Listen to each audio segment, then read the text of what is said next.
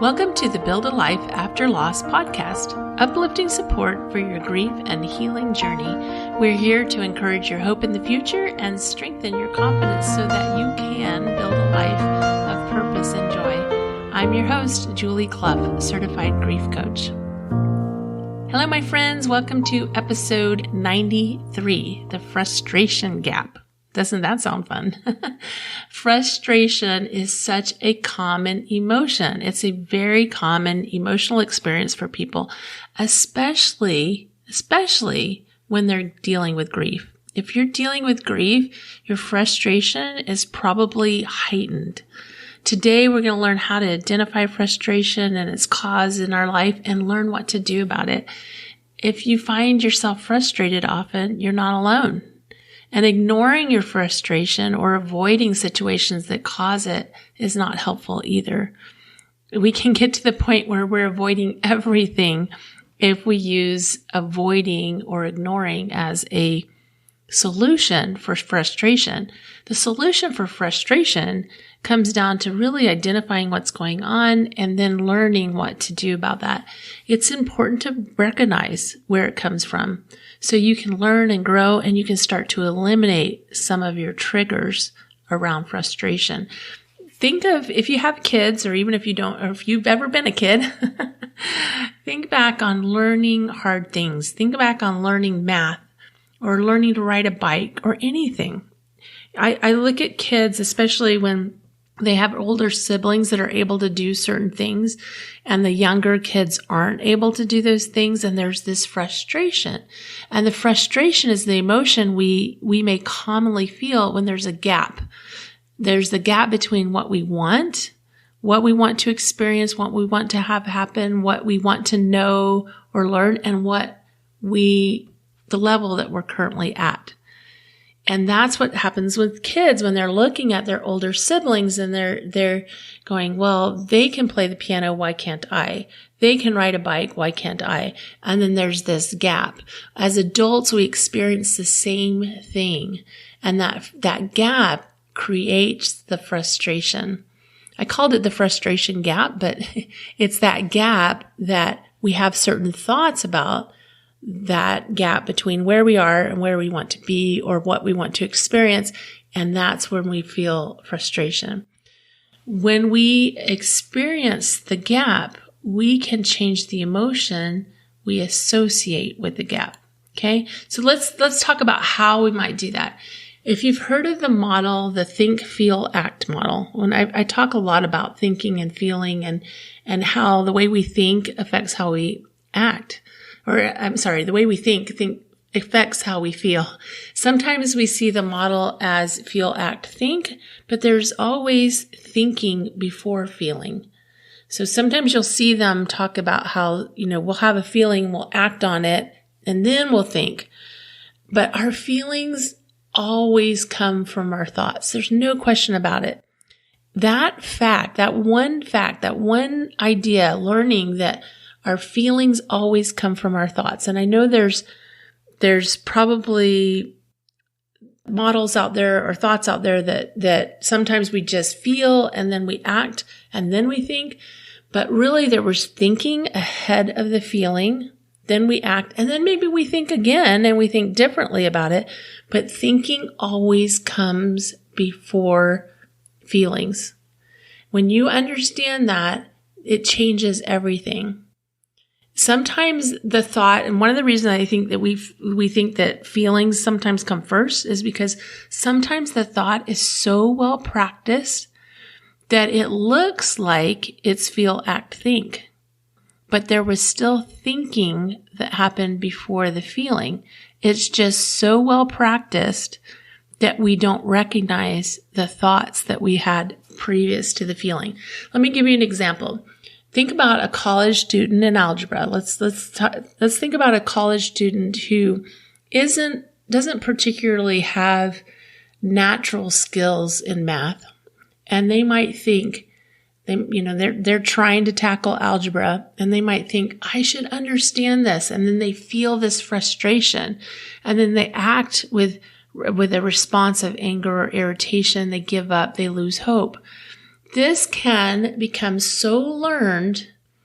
It's so learned that the minute they see an algebra textbook or someone brings up algebra or math in any form, they immediately feel frustrated and act out on that frustration. Think about it when they were 2 years old. If you put an algebra book in front of them or someone mentioned math in front of them, they would have no reaction because they hadn't learned the response, the negative response to math. On the other hand, I love math. And so I have a totally different thought, feeling, action around math than someone who maybe doesn't feel that they can tackle math. Let's talk about grief and the frustration that can come up with grief. And the thought might be, I should be doing better than I am right now. It's been a year. It's been 2 years. It's been 5 years, whatever it's been.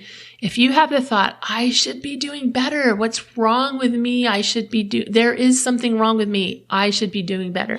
When you have that thought, that brings up frustration. You see the gap? The gap is you can see ahead of you, like where you think you should be, and you can recognize that you're not there yet. And that brings up the gap, and we have thoughts about that gap. What's wrong with me? There's something wrong with me. I should be doing better. And that brings up the frustration. And we act, we respond. Our behavior is influenced by our feelings. So we become impatient or angry with ourselves. We pressure ourselves to show up a certain way in order to pretend we're okay. And that's not helpful either. So we have many thoughts about what grief should look like, how others should be responding to our grief, how we should be responding. There's lots and lots of thoughts, and all those thoughts are creating emotions. So what do we do? When we get frustrated, maybe you have a pattern. You can see that a certain person triggers you, or a certain person's the way they show up triggers you, or work triggers you, whatever it is. You can see these scenarios in your life where you feel triggered and you feel frustration. So the first thing before you even start looking at it is to take a deep breath. Deep breathing is so important. It lowers your fight or flight response. It calms your mind so you can start to think more clearly. While you're still in this high, anxious breath that comes along with feeling frustrated and many other emotions, it's very hard to use your brain to really think through, okay, what just happened? What was I thought? What was the incident? What triggered me? So that's number one. Take a deep breath. Breathe for 2 minutes, 3 minutes, 5 minutes, as long as you can, as long as it takes to start feeling calmed. 2 is identify the incident that triggered the frustration. What happened? What exactly happened that caused you to start feeling frustrated? Now, if you look at what happened, then you can start to ask yourself, number 3, ask why. What do I think about this situation that is creating a gap of expectation? There's a gap of expectation.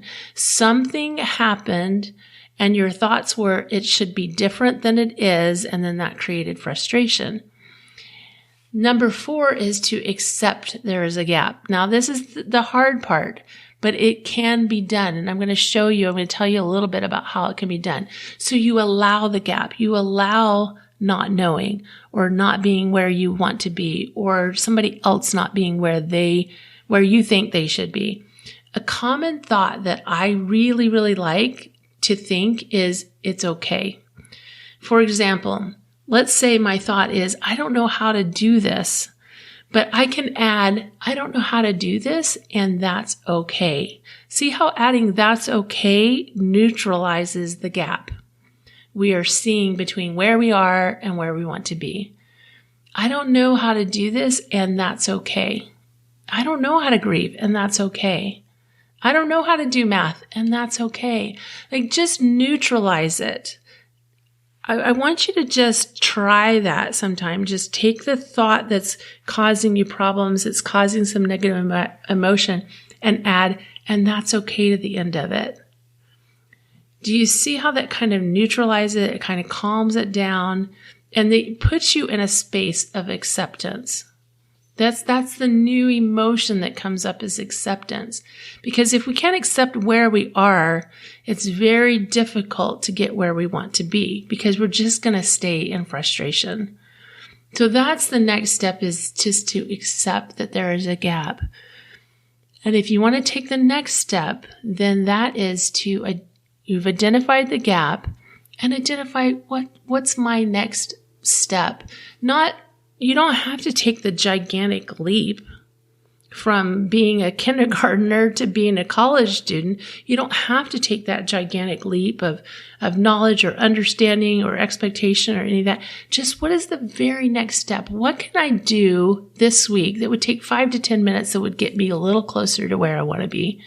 How can I accept this person where they are and not be triggered? I learned this triggered response.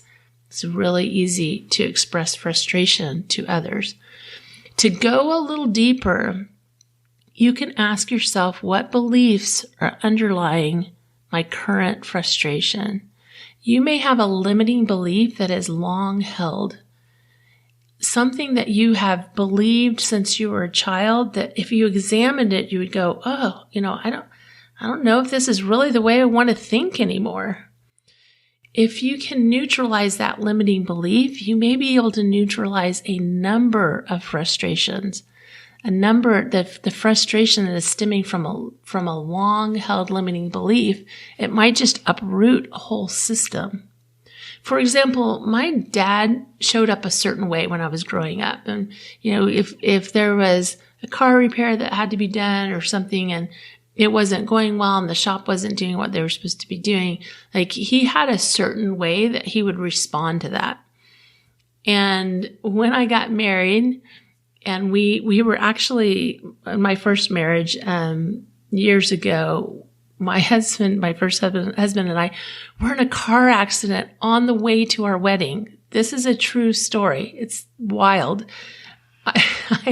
And you may be thinking, well, that should have been your sign, Julie, not to marry him. But that's a whole nother story. And I don't regret having married him at all. But I expect when we went to go get the car repaired and it wasn't going well and they weren't meeting their deadlines that they had told us they would meet, and they weren't getting it back to us on time. And, we're young, we're married, we're in college, we only have one car.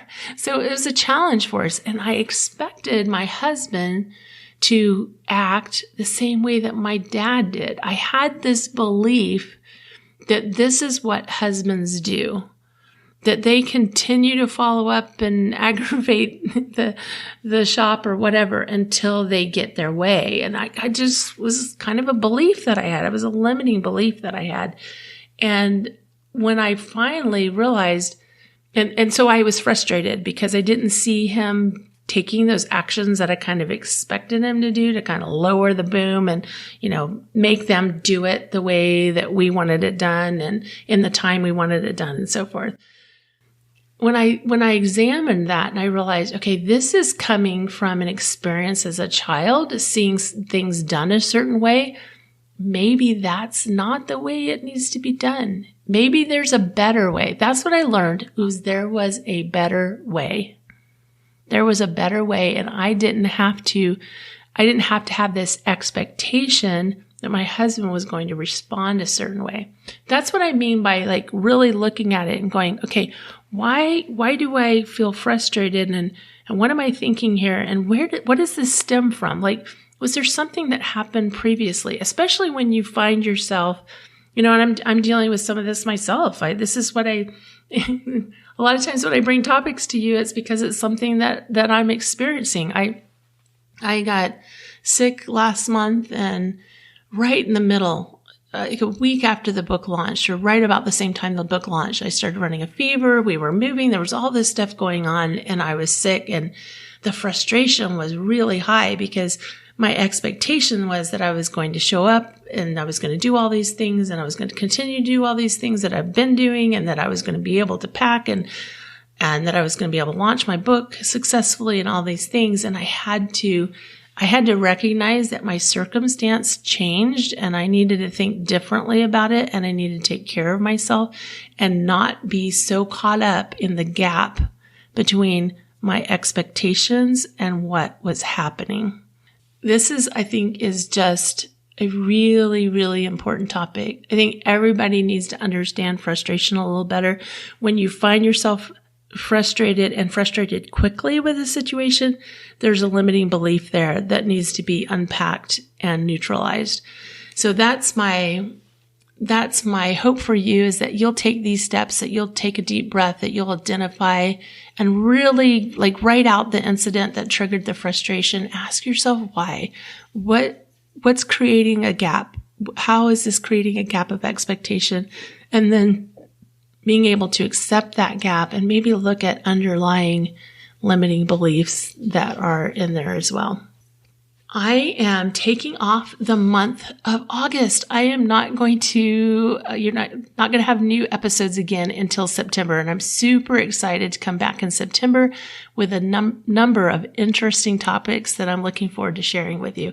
It's been almost 2 years since I started podcasting, and I've had 1 week when I was sick where I missed an episode, but mostly I've just been here every single week. And so I'm going to take the month of August off to recuperate and do some thinking and just taking care of myself. And we have, like I said, a lot of interesting topics to cover coming up starting in September. In the meantime, if there's a topic you'd like for me to cover that I haven't yet, or maybe I did cover it, but you have more questions about it, you can always send me a message at julie@buildalifeafterloss.com.